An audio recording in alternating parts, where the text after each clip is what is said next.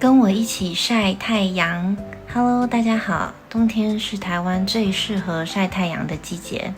最近台中的温度大概摄氏17到24度，华氏62度到75度，是很舒服的天气，很适合晒太阳。这是台湾的小公园。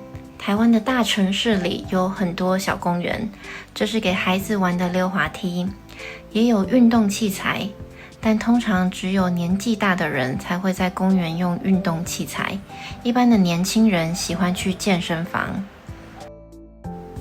今天的天气非常好，你可以形容这样没有云的天空叫万里无云。我要晒太阳的地方是台中的美术馆，这是一个现代艺术的美术馆，虽然跟美国的公园比小很多，但我觉得很漂亮。今天是平日的下午，所以没有什么人。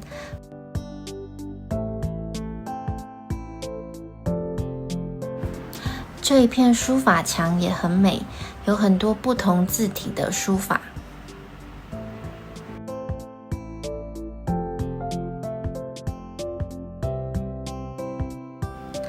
来台湾玩，记得要喷防蚊液。台湾的小黑蚊非常可怕，上次我没喷，被咬得非常痒，非常崩溃。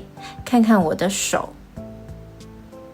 晒太阳的时候，我喜欢一边看书，这是我的电子书，它是台湾的品牌，是彩色的。最近我在复习《原子习惯》这本书，我6年前就看过了，但我最近想复习一下，很推荐大家看这本书，我收获很多。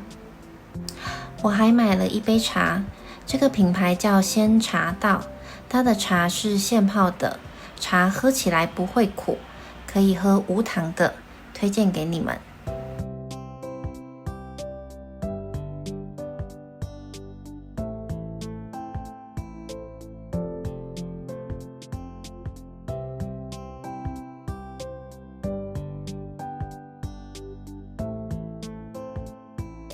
我看书看到一半的时候，突然传来了一阵音乐，有个年轻人在玩手碟，这种乐器在台湾越来越流行。